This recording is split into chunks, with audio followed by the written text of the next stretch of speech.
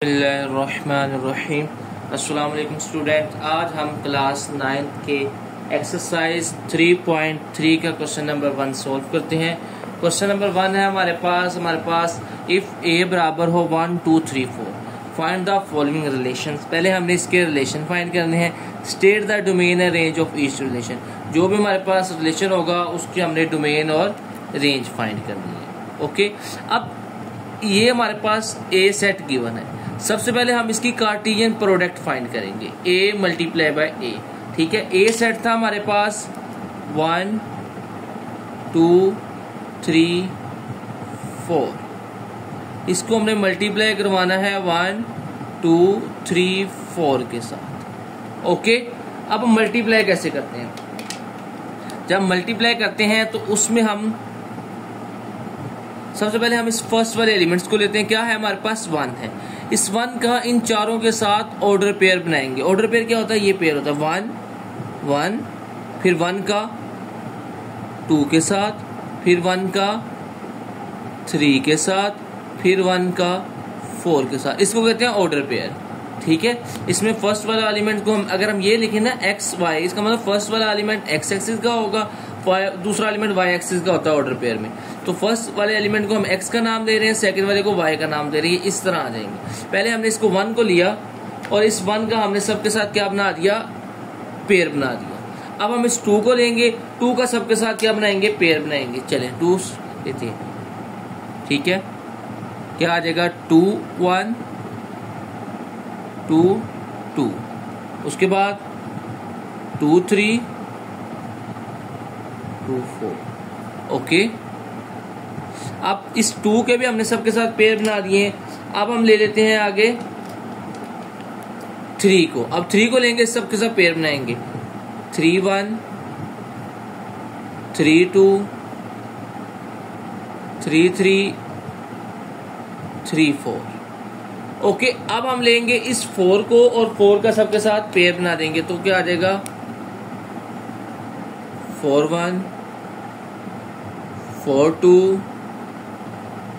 4 3 4 4। ये सबसे पहले हमने इसका Cartesian product A multiply by A हमने फाइंड कर लिया। ए क्रॉस ए, इसे कहते हैं कार्टेशियन प्रोडक्ट। ये सबसे पहले फाइंड करनी है।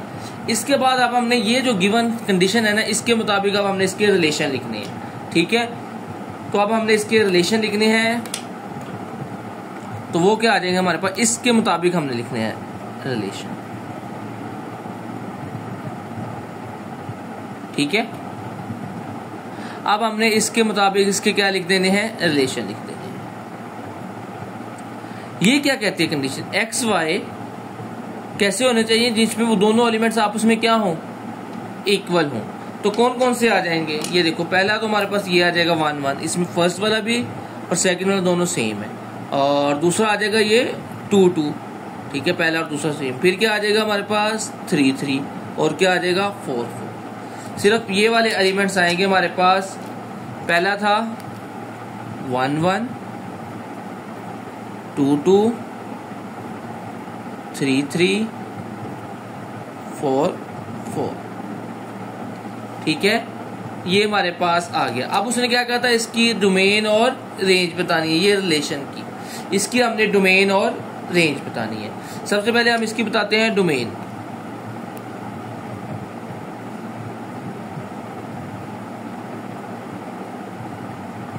डोमेन क्या होती है हमारे पास? इसका फर्स्ट एलिमेंट 1 2 3 4, ये पहला एलिमेंट्स।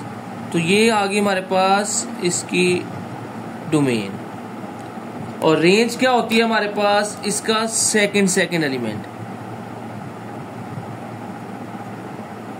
वो भी क्या हो जाएगा? 1 2 3 4। ये जरूरी नहीं होता कि इन दोनों की डोमेन और रेंज सेम आए, ये मुख्तलिफ भी आती है। ठीक है, ये फर्स्ट पार्ट हो गया हमारे पास। अब हम इसका लिखते हैं सेकंड पार्ट। अच्छा, ये हमारे पास सेकंड पार्ट है। सेकंड पार्ट में पहले हमने ये ए क्रॉस ए तो ऐसे फाइंड करना था, वो अब हम दोबारा फाइंड करने की जरूरत, क्योंकि अभी हमने ये फाइंड किया। ठीक है, अगर इसमें से कोई भी पार्ट आपको टेस्ट में या पेपर में आता है तो सबसे पहले हमने ये इसका कार्टेशियन प्रोडक्ट यहाँ तक फाइंड करना है। उसके बाद इस कंडीशन के मुताबिक हमने इसके क्या लिख देने हैं? रिलेशन लिख दें। जैसे इसमें दोनों इक्वल लिखने थे तो हमने इक्वल लिख दिया। अब क्या कह रहा है, कहता है ऐसे रिलेशन लेने हैं कि उन दोनों का सम क्या हो 5 हो। अब इनमें से हमने ऐसे नंबर सिलेक्ट करने हैं जिनका सम क्या हो 5 हो। सम का मतलब होता है प्लस करें। जैसा कि पहला नंबर हम देखते हैं 1 और 4 में 1 ऐड करें 5 होता है, ठीक है। 2 और 3 साथ साथ लिखते रहते हैं, है ना। चलिए पहला लिखते हैं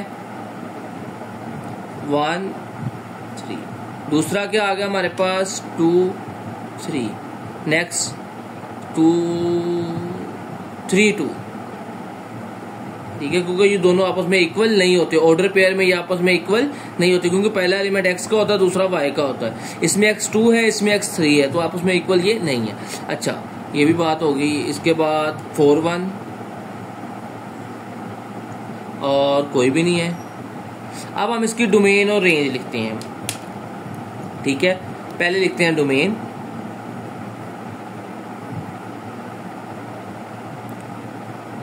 फर्स्ट 1 2 3 4, डोमेन तो फिर वही आ गई 1 2 3 4। अब हम इसकी लिखते हैं रेंज।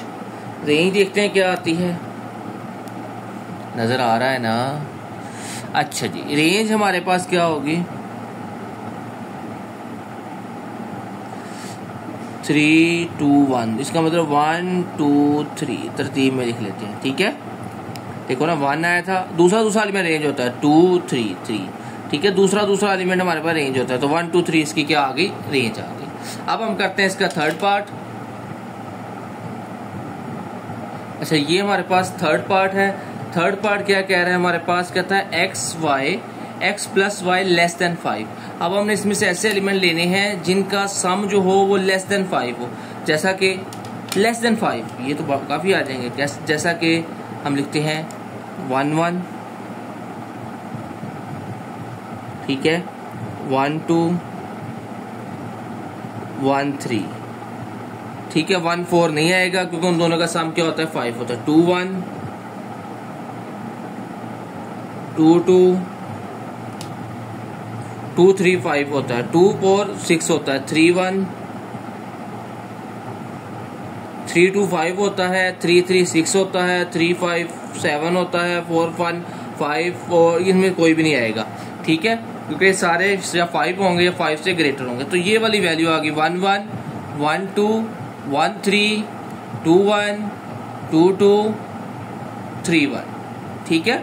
2 3 भी नहीं आएगा क्योंकि अभी 5 हो जाता है। अब इसकी डोमेन क्या होगी, डोमेन देखो क्या आ रही है, जल्दी देखो यार। डोमेन आ रही है इसकी 1 1 2 2 3, यानी कि आ रही है डोमेन आ रही है 1 2 3।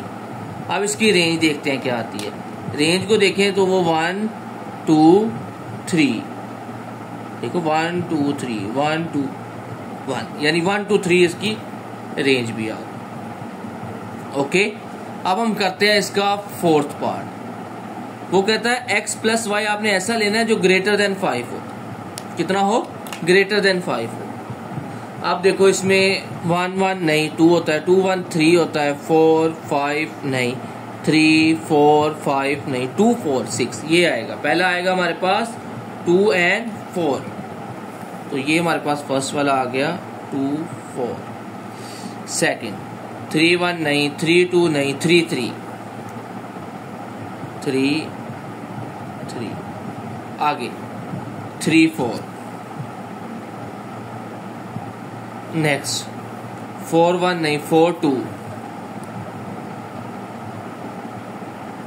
4 3 एंड 4 4।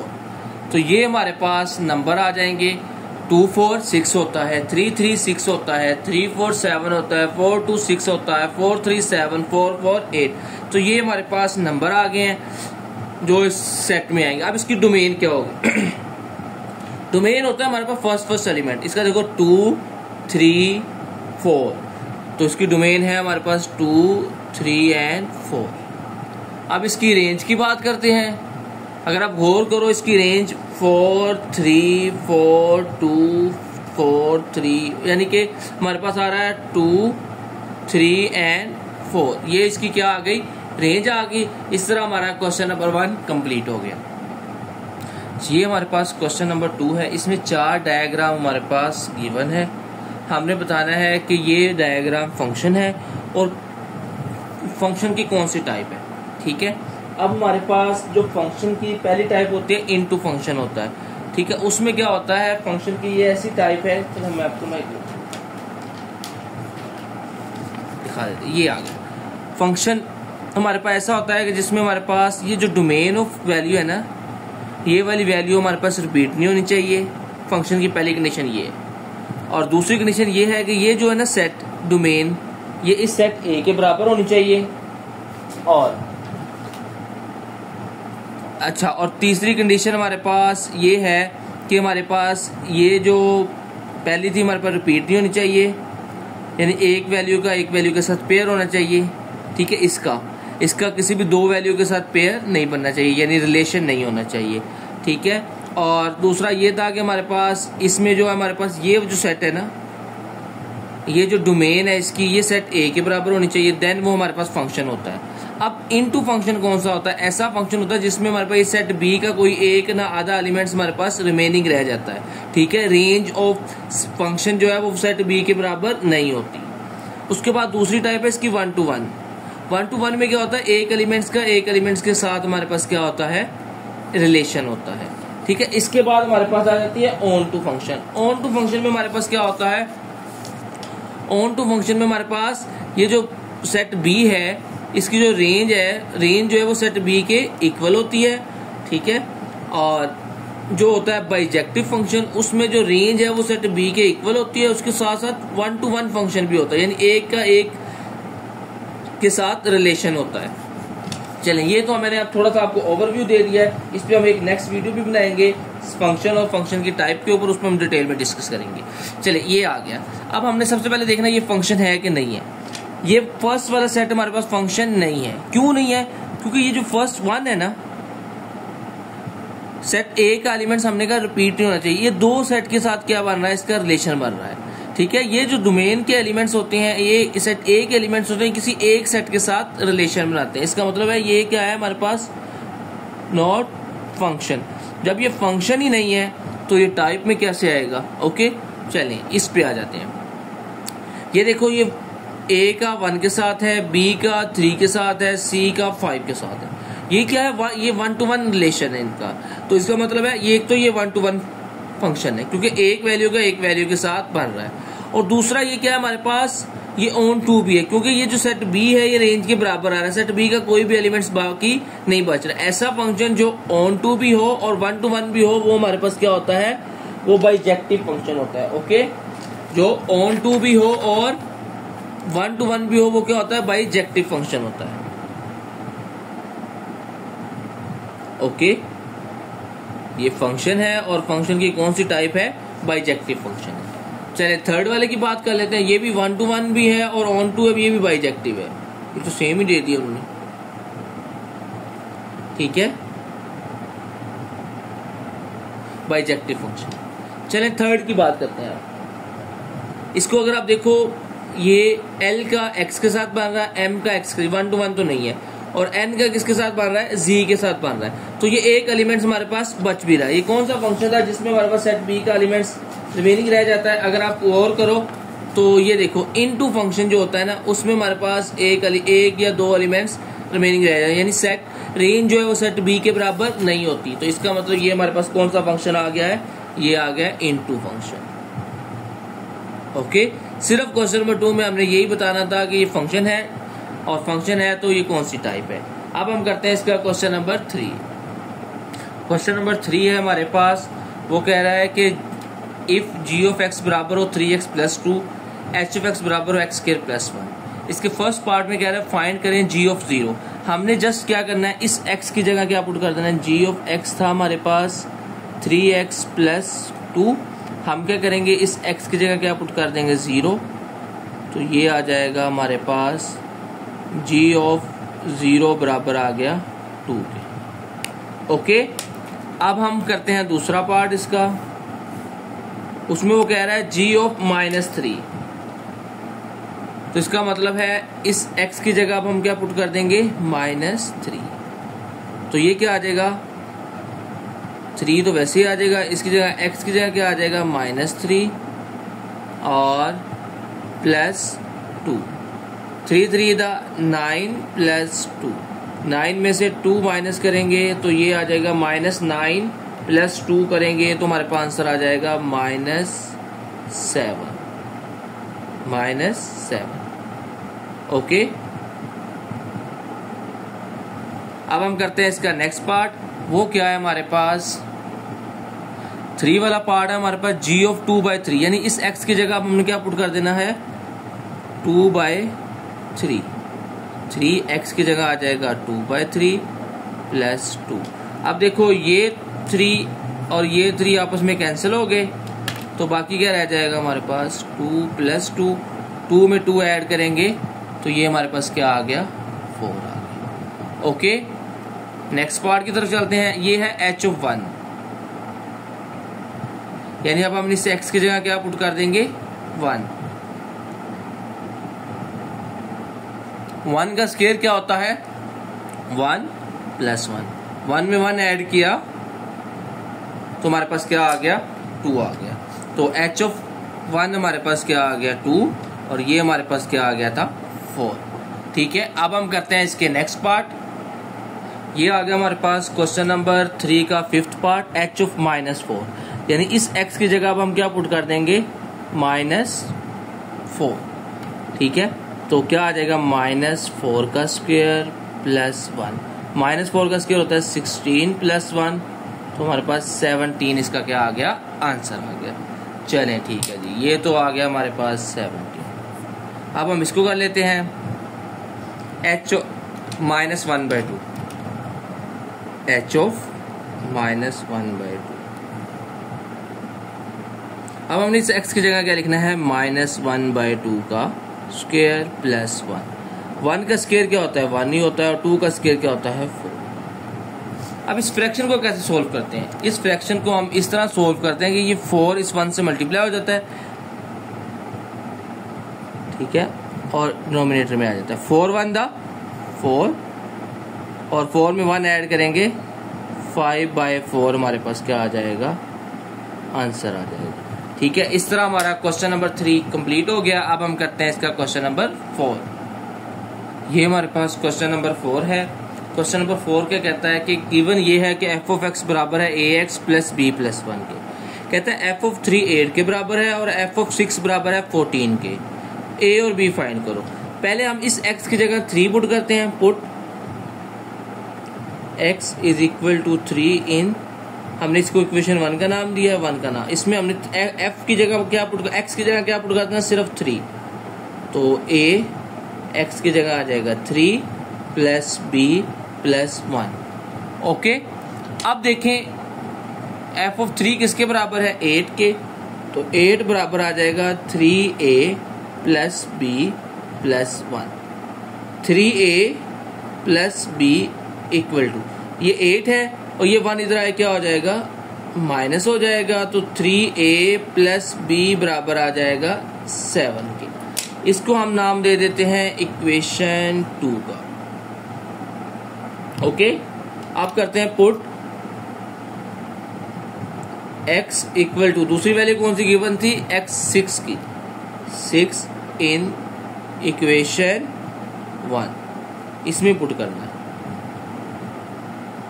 6 पुट करना है। ओके, अब देखो क्या आ जाएगा f of 6 equal to a 6 plus b plus 1। f of 6 इसके बराबर था 14 के, तो ये आ जाएगा 14 equal to 6a plus b plus 1, तो 6a plus b equal to, ये 1 इधर आके माइनस होगा, 14 में से 1 माइनस करेंगे 13 आ गया। ये हमारे पास आ गई इक्वेशन नंबर 3। अब हमने a और b फाइंड करना है। अगर आप गौर करो इधर क्या आ रहा है 3a plus b equal to 7, इधर आ रहा है 6a plus b equal to 7। B यानी प्लस b दोनों में क्या है सेम है। ठीक है, अगर हम कर दें क्या कर दें कि इक्वेशन सब्ट्रैक्ट इक्वेशन 2, इस इक्वेशन को माइनस कर देते हैं, किस में से माइनस कर देते हैं फ्रॉम इक्वेशन 3। इस 3 में से हम इस 2 को क्या कर देते हैं, माइनस कर देते हैं। पहले आ जाएगी 3a plus b equal to 7। ओहो सॉरी, पहले 3 लिखनी थी, b लिख दिया, ये लिखनी 3 ये 3 क्या है 6a plus b is equal to 13 और ये क्या आती 3a plus b is equal to 7। अब हमने क्या करना है, माइनस करना है, तो इनके साइन चेंज होंगे, ये माइनस का, ये भी माइनस का, ये भी माइनस का, तो आंसर क्या आ जाएगा, ये तो दोनों कैंसिल हो गए। 6a में से 3a माइनस करेंगे तो 3a, 13 में से 7 माइनस किया 6, तो a बराबर आ जाएगा 6/3, तो a की वैल्यू आ गई हमारे पास 2। अब इस a की वैल्यू को ये हमारे पास 6a में से 3a माइनस किया 3a आ गया, 13 में से 7 माइनस किया 6 आ गया। अब ये 3 इधर मल्टीप्लाई और इधर आके डिवाइड हो जाएगा, 6 को 3 पे डिवाइड किया 2, आंसर आ गया a की वैल्यू। अब इस a की वैल्यू को चाहे आप इक्वेशन नंबर 2 में पुट कर दो, चाहे 3 में पुट कर दो, आपके पास b की वैल्यू आ जाएगी। हम किस में पुट कर देते हैं, पुट कर देते हैं इसको, चलें 2 में पुट कर देते हैं। a is equal to 2, put in equation 2, इसे हमने इक्वेशन नंबर 2 में पुट कर देना है। 3a की जगह क्या आ जाएगा 2 प्लस b इक्वल टू 7। 3 2 का क्या होता है, 3 2 का होता है 6 प्लस b इक्वल टू 7। ये 6 उधर जाए क्या हो जाएगा, माइनस हो जाएगा। 7 में से 6 माइनस किए तो b की वैल्यू क्या आ गई, b की वैल्यू हमारे पास आ गई 1। ओके, तो ये हमारे पास a और b की वैल्यू निकल आई है, यही हमने फाइंड करना था। अब हम करते हैं क्वेश्चन नंबर 5। हमारे पास है क्वेश्चन नंबर 5, कहता है g of x ax plus b plus 5 के बराबर है, g ऑफ -1 बराबर है 0 के और g ऑफ 2 बराबर है 10 के। ठीक है, अब हमने इसमें a और b फाइंड करना है, सेम टू सेम वैसे ही क्वेश्चन है जैसे हमने 4 किया था। अच्छा, बस f की जगह उसने g यूज कर दिया। g ऑफ x बराबर था ax प्लस b प्लस 5, इसे हमने इक्वेशन नंबर 1 का नाम दे दिया। अब x की जगह पुट क्या करेंगे, x इज इक्वल टू -1 हम पुट कर देंगे इस इक्वेशन 1 में, तो ये क्या वैल्यू आ जाएगी हमारे पास, g ऑफ -1 किसके बराबर था 0 के, तो ये आ जाएगा -a प्लस b प्लस 5। अच्छा, इस 5 को दूसरी तरफ ले जाते हैं तो क्या बन जाएगा, -a plus b is equal to आ जाएगा -5 के। इसको हम नाम दे देते हैं इक्वेशन नंबर 2 का। अब इसी तरह पुट कर देते हैं, पुट दूसरी वैल्यू कौन सी थी 2, put x is equal to 2 in equation 1। इस इक्वेशन 1 में हमने अब x की जगह 2 पुट कर देना है, तो क्या आ जाएगा g ऑफ 2 इक्वल टू, अब g ऑफ 2, अब x की जगह क्या पुट करना था 2, तो ये आ जाएगा a 2 प्लस b प्लस 5, तो g ऑफ 2 किसके बराबर है 10 के, 2a प्लस b प्लस 5, तो 5 इधर जाए क्या हो जाएगा -2a plus b equal to आ जाएगा 10 माइनस 5। 10 में से 5 माइनस किए तो हमारे पास क्या आंसर आता है 5। इसको हम नाम दे देते हैं इक्वेशन नंबर 3 का। अच्छा, अब आप इन दोनों इक्वेशन को अगर गौर से देखो तो इसके साथ आ रहा है -a plus b is equal to -5। ठीक है, और अच्छा एक स्टेप हम इस, चलिए ठीक है ऐसे भी हो जाएगा। अब हम क्या करते हैं, सब्ट्रैक्ट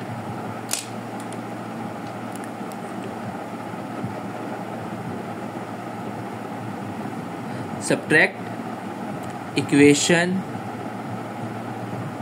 2 फ्रॉम इक्वेशन 3। ठीक है, 3 में से 2 को क्या कर देना है, माइनस कर देना। पहले इक्वेशन 3 आ जाएगी 2a plus b equal to 5, फिर इक्वेशन 2 आ जाएगी -a plus b is equal to -5। अब हम क्या कर रहे हैं, माइनस कर रहे हैं तो साइन चेंज हो जाएंगे, ये प्लस का, ये माइनस का, ये भी प्लस का। तो चलिए करते हैं इसको, ये तो क्या हो गए, कैंसिल हो गए, -b प्लस b, और ये था 2a प्लस a, ये आ जाएगा 3a, 5 प्लस 5 क्या आ गया 10, तो a की वैल्यू आ गई हमारे पास 10/3। ठीक है, 5 में 5 ऐड किया 10 आ गया, 2a में a ऐड किया 3a आ गया, ये 3 इधर आके डिवाइड हो गया, तो a की वैल्यू आ गई हमारे पास 10/3। इसको चाहे आप इक्वेशन 1 में पुट कर दो चाहे 2 में पुट कर दो, आपके पास आंसर आ जाएगा। हम इसको पुट कर देते हैं इक्वेशन नंबर 2 में। Put a is equal to 10/3 in equation 2। Equation 2 में हमने इसको अब पुट कर देना है। ओके, इक्वेशन 2 थी हमारे पास ये -a plus b is equal to -5, तो क्या आ जाएगा -10/3 प्लस b इक्वल टू -5। अब b ये वाली वैल्यू माइनस की है, इस तरफ आए क्या हो जाएगी प्लस की। अगर एक वैल्यू के नीचे डिनोमिनेटर एक वैल्यू हो तो उस वैल्यू को इस वैल्यू से क्या कर देते हैं मल्टीप्लाई कर देते हैं। ठीक है, जितने भी हमने क्वेश्चन किए हमने उसमें ऐसे ही करते हैं।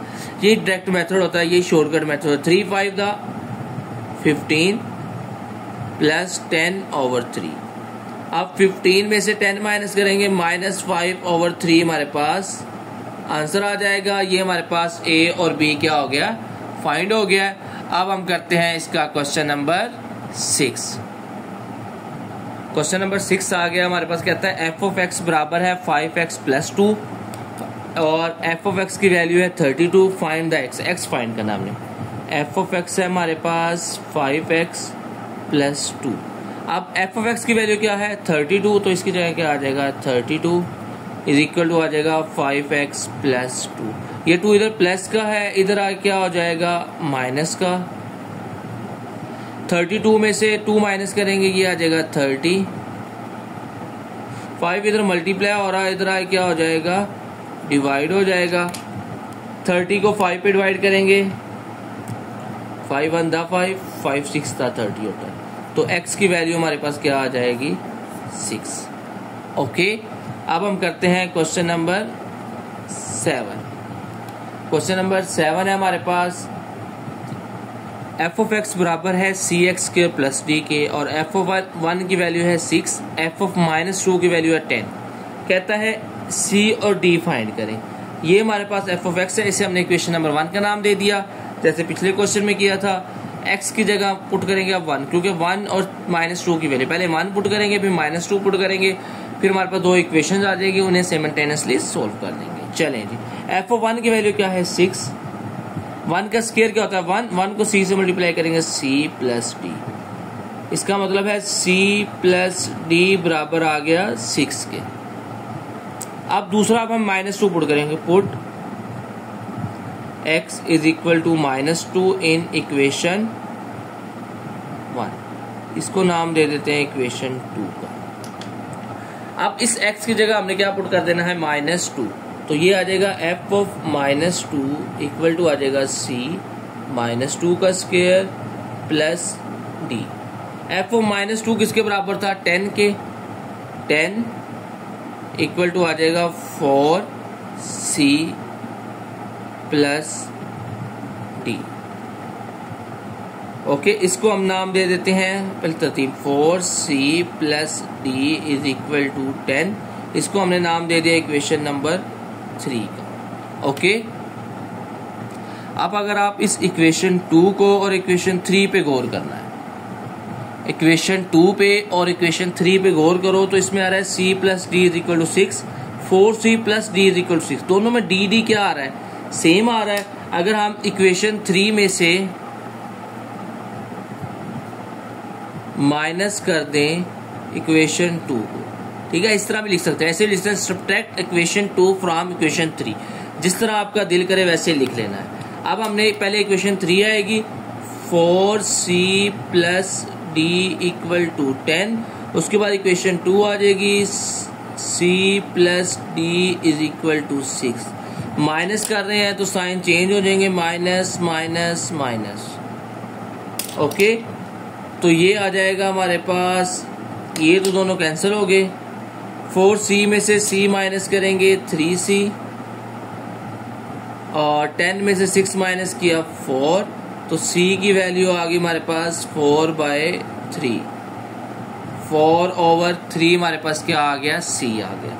अब हम इसको इक्वेशन नंबर 2 में पुट कर दें, या इक्वेशन नंबर 3 में पुट करते हैं, दोनों में से हमारे पास आंसर आ जाएगा। हम इक्वेशन पुट कर देते हैं, पुट इक्वेशन 2। अब हमने इक्वेशन 2 में पुट करना है, ये इक्वेशन 2 थी, तो इसकी जगह आ जाएगा 4/3 plus d is equal to 6। D की वैल्यू आ जाएगी हमारे पास 6 माइनस 4/3। इसको हम वैसे सोल्व करेंगे, 3 6 18 माइनस 4, तो 18 में से 4 माइनस करेंगे 14/3 हमारे पास आंसर आ जाएगा। ये हमारे पास डी की वैल्यू आ गई, ये सी की वैल्यू आ गई, और इस तरह हमारा क्वेश्चन नंबर 7 कंप्लीट हो गया। एक्सरसाइज 3.3 कंप्लीट होगी। कल हम इंशाल्लाह इसकी रिव्यू एक्सरसाइज करके चैप्टर नंबर 3 खत्म कर देंगे। ओके बेटा, आज के लिए इतना ही काफी है। अल्लाह हाफिज।